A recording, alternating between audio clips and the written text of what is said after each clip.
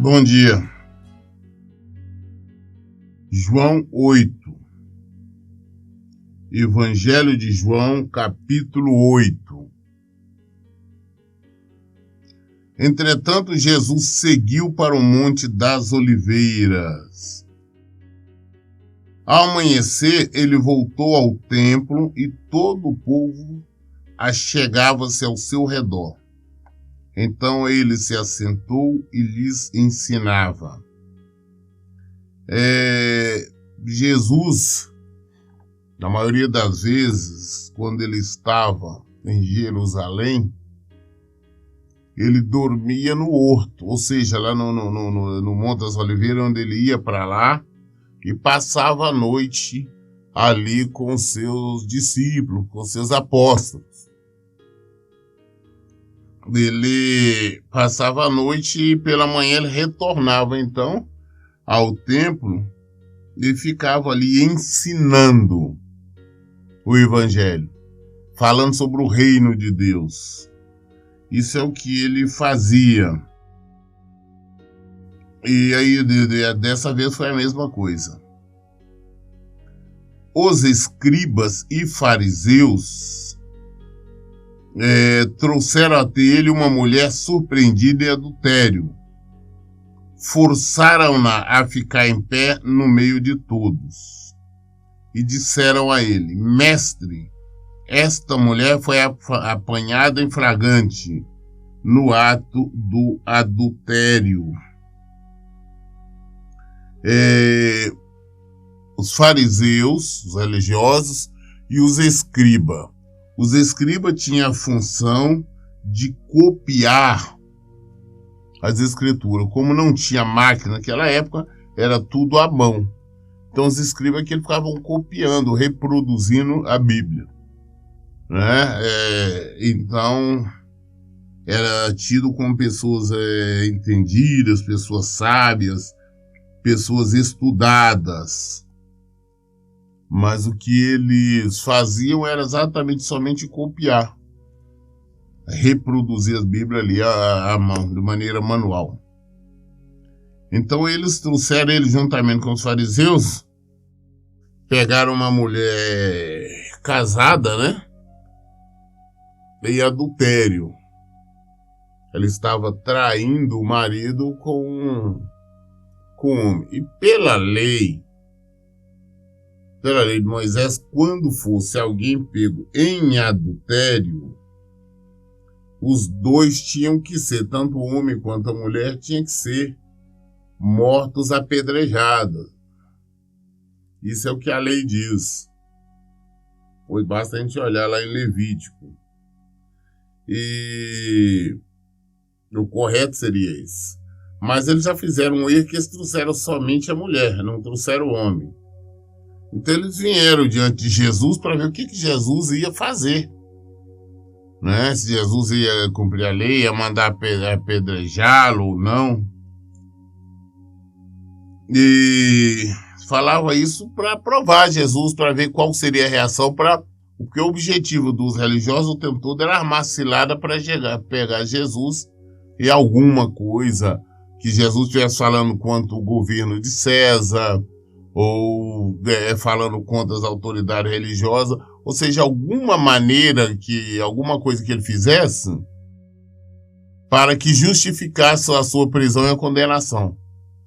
Então, o tempo todo eles estavam armando essa situação. Então perguntaram, essa mulher foi apanhada no adultério, pela lei, mandou que elas fossem apedrejadas. Mas isso falar também só parte da lei. Por quê? Porque não trouxeram também o homem que estava com ela mantendo relações? Ele também tinha que ser morto apedrejado. Não trouxeram. Agiram de modo machista. Trouxeram essa mulher e obrigaram a ficar no meio de todo mundo ali, ela em pé ali, e apresentando a Jesus. Eles falavam assim, versículo 6, eles falavam assim para prová-lo e terem alguma coisa de que o acusar. Mas Jesus, inclinando-se, escrevia na terra com o dedo como se não tivesse ouvido. Então eles vieram falar isso com Jesus. Mas Jesus, como se não estivesse dando confiança ao que ele estava falando, ele abaixou e ficou ali, escrevendo ali na terra, na areia, com o dedo. Eu vejo muita gente especular, não, Jesus escreveu isso, Jesus escreveu aquilo. Qualquer coisa é especulação, que a Bíblia não fala o que Jesus escreveu, deixou de escrever. Sabemos que ele escreveu ou fez alguns rabiscos ali, não sabemos, ou alguns desenhos. Não importa, se a Bíblia não revela, porque não é para nós sabermos. Então não adianta nós especular, mas não, ele estava escrevendo isso, estava escrevendo aquilo. Não, ele estava ali. Fingiu que nem ouviu o pessoal estava falando e ficou lá. Porque ele sabia a intenção do coração desses religiosos, sabia que o objetivo deles era armar uma para ele. Versículo 7. Porque insistiram na pergunta, ele se levantou e lhes disse: aquele dentre vós que estiver sem pecado, seja o primeiro a lhe atirar uma pedra. E novamente inclinou-se e escrevia na terra. Então eles voltaram a questionar Jesus. Não, mas a lei de Moisés diz, a mulher foi apanhada em adultério, mestre, o que o senhor fala? Estão falando com o senhor aí, nos responde. Então Jesus levantou, olhou para eles e falou: olha, aquele que não tiver pecado, que seja o primeiro logo a tirar a pedra nela, né? Que não tiver pecado nenhum, seja o primeiro a apedrejá-la, atacar a pedra. Falou isso e não deu confiança não, voltou, cabeça novamente, ficou ali riscando ali na areia, com o dedo, escrevendo qualquer coisa ali. É aí que é a questão, porque Jesus, eles queriam armar uma cilada para Jesus, Jesus que armou para eles. Porque não tem ninguém que não tenha pecado, todos nós somos pecadores. Os fariseus religiosos, os escribas, também todos eram pecadores. A própria Bíblia nos fala que todos pecaram, destituídos estão do seu poder. Então nós somos falhos, nós somos pecadores. Nós somos errantes, não tem ninguém. O único que não pecou foi Jesus. O único que não pecou foi o Senhor. Você falou, não, aquele que não tiver pecado não é o primeiro a ia dar pedrada nela aí. E quando nós estamos falando em atirar pedra, naquela época não estamos falando de pegar pedrinha e jogar, não. Eram pedras realmente. Pedras enormes que atiravam para matar a pessoa. Eles conseguiam fazer um monte de pedra, ia atacando pedra, matando na cabeça, nos braços, pedra de toda forma. Pedras enormes, inclusive depois fazia um monte de pedra. A pessoa ficava coberta de pedra ali, virava uma sepultura para ela. Um montão de pedras enormes. Você vê que era um ato de extrema violência, extrema, até mesmo covardia. Versículo 9. Então aqueles que ouviam isso, sendo convencidos por suas consciências, foram se retirando um por um, começando pelos mais velhos até o último. Jesus foi deixado só e a mulher ficou em pé onde estava. Jesus falou e voltou escrevendo, deu confiança. Aí foi a consciência deles mesmos que convenceram, eles perceberam, caramba, todos nós pecamos. Ninguém quis pegar a pedra e atirar e falar, não, eu não tenho pecado. Ninguém quis se arriscar e falar, não, eu não sou pecador. Eles sabiam que era. Todos eram pecadores. Então, os mais velhos, pessoas com mais idade, foram se retirando, foram se afastando, e os outros foram seguindo, saindo. No final, todos saíram, ficou somente Jesus e a mulher. Jesus ali, cabeça baixa, arriscando no chão, escrevendo, e a mulher em pé no mesmo lugar. Todos convenceram que isso aqui eram pecadores. Todos são pecadores. Era naquela época, continua sendo hoje. Não tem ninguém que possa falar, não, eu não peco. Nós somos pecadores. Ah, o bispo não sei das quantas, o apóstolo é pecador. Ah, é o pastor no super quanto você é pecador.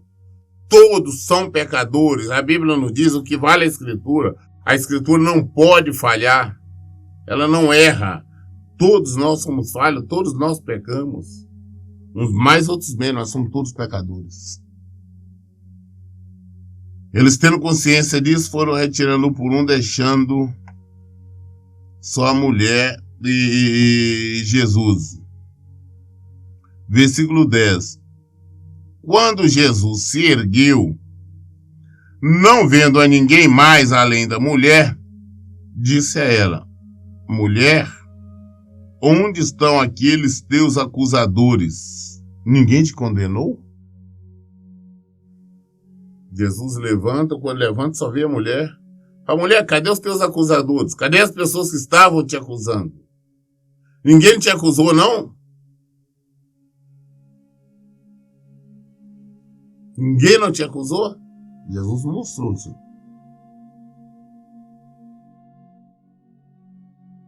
Disse ela, versículo 11, ninguém, ninguém, Senhor. E assim lhe disse Jesus, nem eu te condeno. Podes ir e não peques mais. Jesus falou também, não vou te condenar, não. Mas vai e não peques mais. Vá e não peques mais. Todos nós erramos, todos nós pecamos. E sempre Jesus nos mostra o nosso erro. Sempre Jesus nos mostra o nosso pecado. Mas constantemente ele está falando, vai e não pecas mais. Vai e não erres mais. O problema é que muitas das vezes nós cometemos erro, nós pecamos e ainda continuamos a pecar. Pedimos perdão e continuamos a pecar. Continuamos a pecar. Jesus perdoa. Mas ele fala, vai e não peques mais. É uma condição. Somos perdoados, mas não vamos voltar ao mesmo pecado, não. Davi era considerado homem segundo o coração de Deus porque nós não vimos Davi em nenhum momento repetir o pecado. Ele pecava, ele cometia pecado, mas quando era alertado ali por Deus, através dos seus profetas, Natã e outros profetas, ele se arrependia, chorava, pedia perdão e não pecava aquele mais. Prova tal que eu disse, da Bíblia, você não vai encontrar ele repetir o mesmo pecado, porque isso não aconteceu. Versículo 12. Falando novamente ao povo, disse Jesus, eu sou a luz do mundo. Aquele que me segue não andará em trevas, mas terá a luz da vida. Jesus volta a pregar para as pessoas e fala, olha, eu sou a luz do mundo.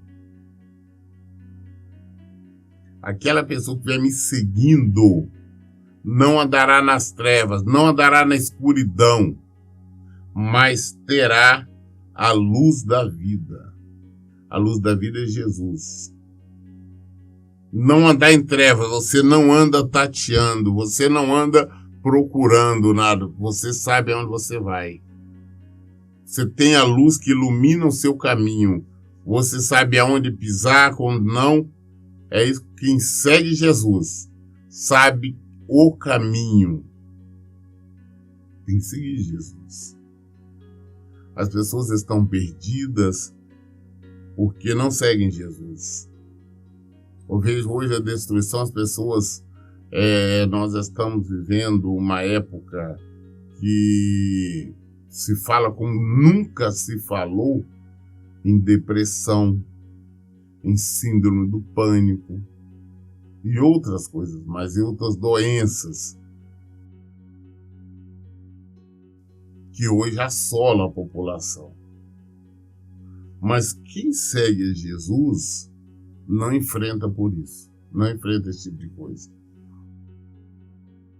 Da mesma forma, as pessoas hoje, também nós vimos uma geração, principalmente de jovens, como não somente falam em suicídio, como estão suicidando, estão se matando, estão se jogando de pontes, estão tomando veneno, estão destruindo a sua vida. Desespero. Isso porque estão na escuridão, estão nas trevas, não estão seguindo Jesus. E eles mesmos, essas mesmas pessoas, não aceitam falar em Jesus, não aceitam seguir a Jesus. Nós temos que aprender a seguir Jesus. Jesus é o caminho, a verdade e a vida.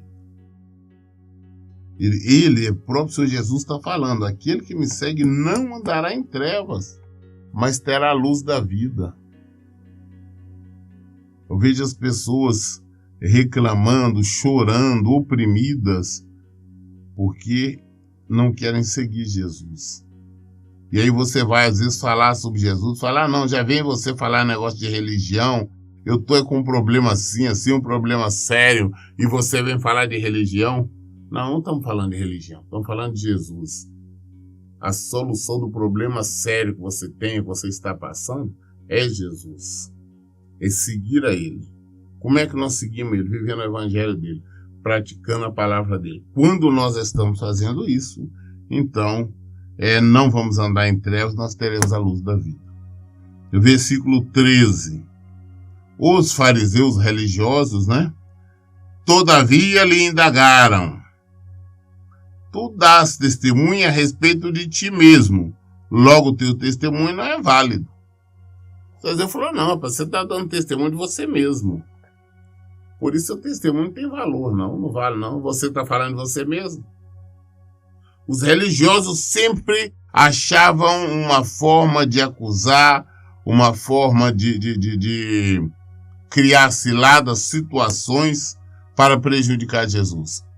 O tempo todo. Versículo 14. Respondeu Jesus, assegurando-lhes: ainda que eu testifique de mim mesmo, o meu testemunho é verdadeiro, pois sei de onde vim e para onde vou. Todavia vós não sabeis de onde venho e para onde vou. Ah, não, seu testemunho é verdadeiro, você mesmo que fala de você, Jesus falou, não, mesmo que eu fale de mim mesmo, meu testemunho é verdadeiro, sim. Porque eu sei de onde eu vim. E eu sei para onde eu vou. Vocês não sabem de onde eu vim nem para onde vou. Eles não sabiam, ninguém sabia, não queriam reconhecer Jesus como o Messias, como o Filho de Deus, o enviado de Deus. Então logo não sabia de onde Jesus vinha. E nem para onde ia, porque ia voltar ao Pai. Às vezes nós ficamos falando também coisas, mas nós não sabemos. Nós temos que conhecer Jesus. A sua origem, de onde ele veio, de onde ele vai, para onde ele foi. E ele vai voltar de novo. Jesus está vindo. Nós temos que ter esse conhecimento. Vós julgais, Jesus continuou falando ainda, versículo 15. Vós julgais de acordo com a carne. Eu e ninguém julgo. E mesmo que eu julgue, o meu julgamento é verdadeiro, pois não estou só, mas eu estou com o Pai que me enviou. Jesus falou, olha, vocês estão julgando de acordo com a carne, de acordo com o entendimento humano, a lógica humana, mas eu não julgo ninguém. Mas mesmo assim, quando eu julgo, o meu julgamento é justo. E tem valor, porque são, na verdade, dois, porque o Pai está comigo. Eu estou no Pai. Mesmo assim, o julgamento é justo. Que Deus está comigo. É isso que ele está afirmando. Deus Pai está comigo. O Deus Pai que me enviou. Ele está comigo. Por isso, o meu julgamento é justo. Ainda continuou, versículo 17. Está igualmente escrito na vossa lei, que o testemunho de duas pessoas é verdadeiro. Eu testemunho sobre mim mesmo e o Pai que me enviou testemunha a meu favor. Falei, olha, na lei de vocês, né, que era a lei de Moisés, diz que o testemunho de duas pessoas é válido. Então o meu é válido sim. Porque eu falo a meu respeito, mas o Pai, Deus Pai que está em mim, ele confirma, ele fala também. É por isso que é válido o testemunho. A própria lei garante isso. A lei que vocês tanto defendem, tanto falam.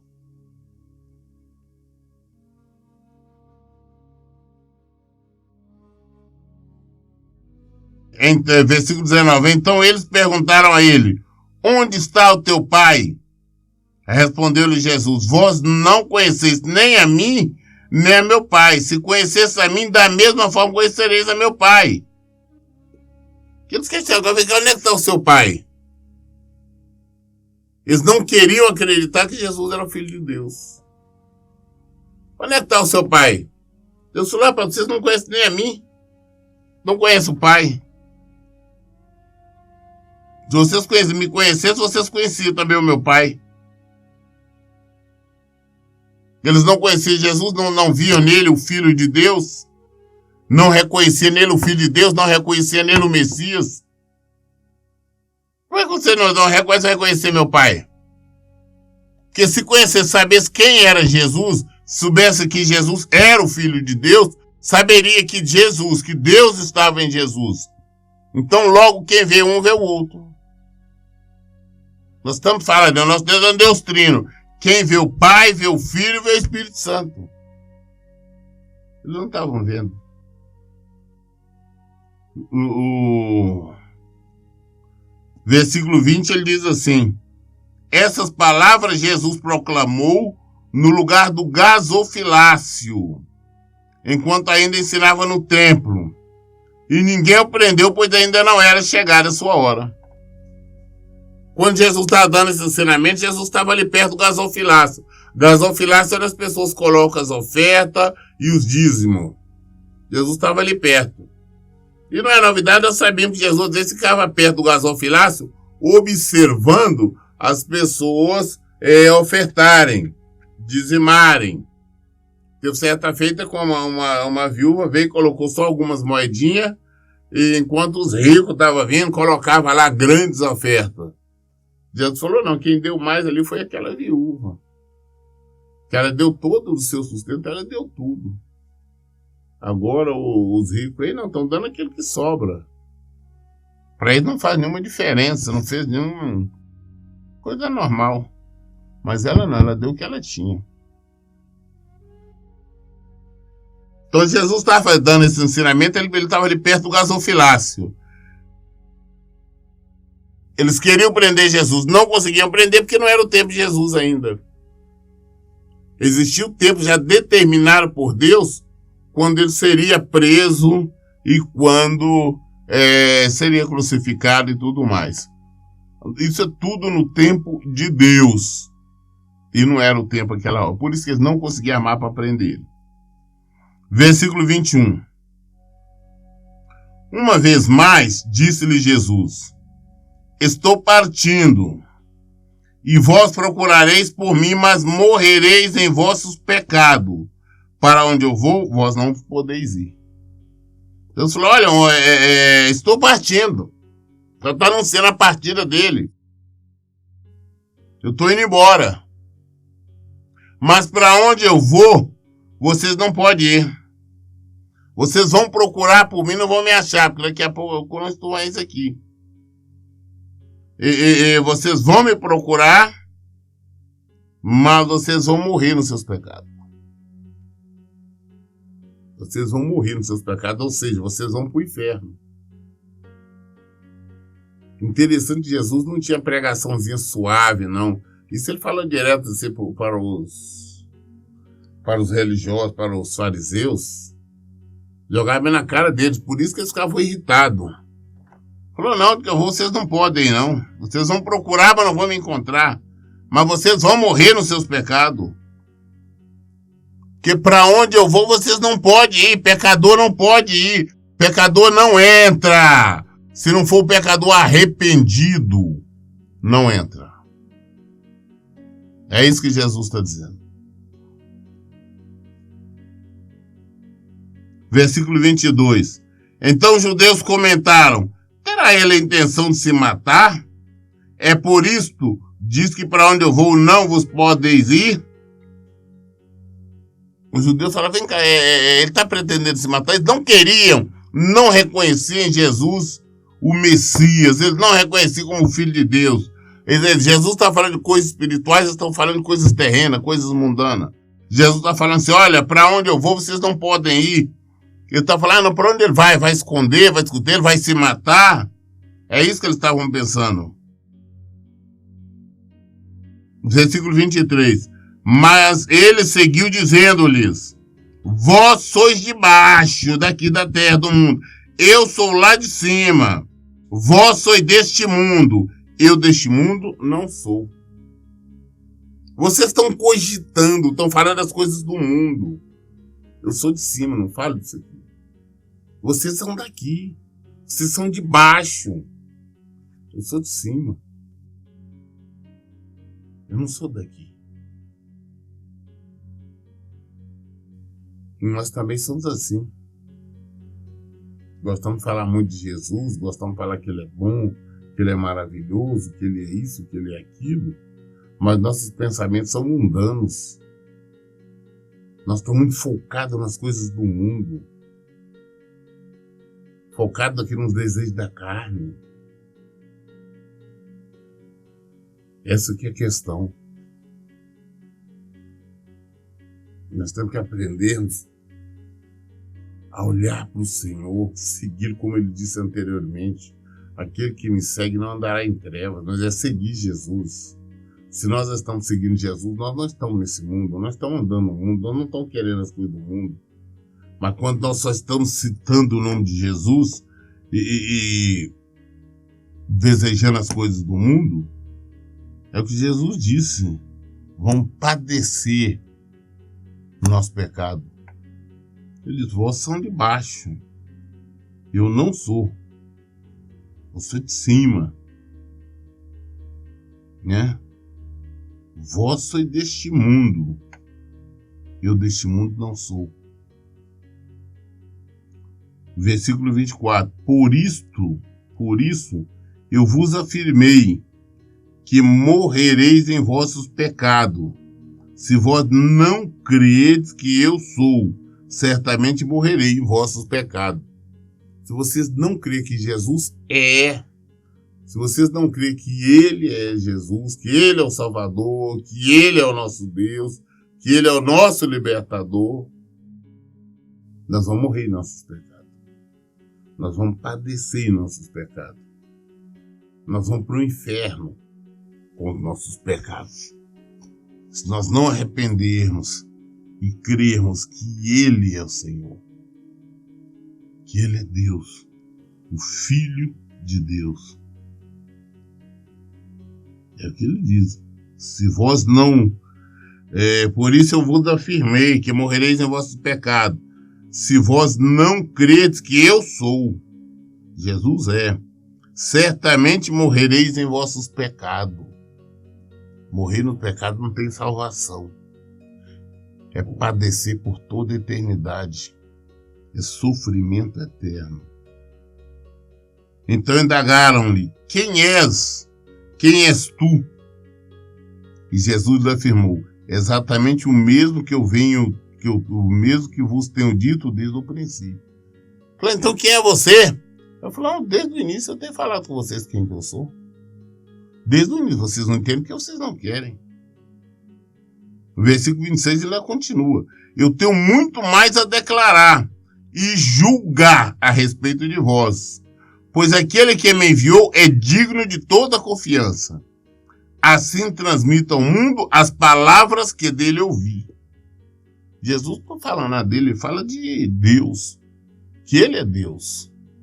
É isso que ele fala. Essa é a mensagem que ele traz para nós. Falando de Deus, falando do amor de Deus, falando da santidade de Deus. Mas quando o inimigo cega é terrível. No versículo 27 diz assim: os judeus, contudo, não entenderam que ele lhes falava acerca do Pai. Então Jesus preveniu-os: quando tiveres elevado o Filho do Homem, então sabereis que eu sou, e que nada faço de mim mesmo, mas transmito tudo conforme o Pai me ensinou. Aquele que me enviou está comigo. O Pai não me deixou só, pois eu sempre cumpro a sua vontade como lhe agrada. Tendo proferido essas palavras, muitos creram nele. Deus falou: pai, vocês não acreditam, mas quando eu for elevado como ele foi, aí vocês vão saber.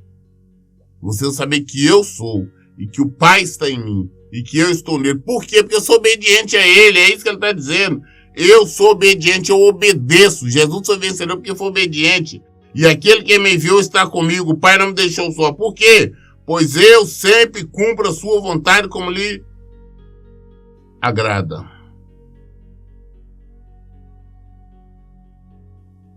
Ele nada faz por ele mesmo. Ele faz tudo de acordo com a vontade do Pai.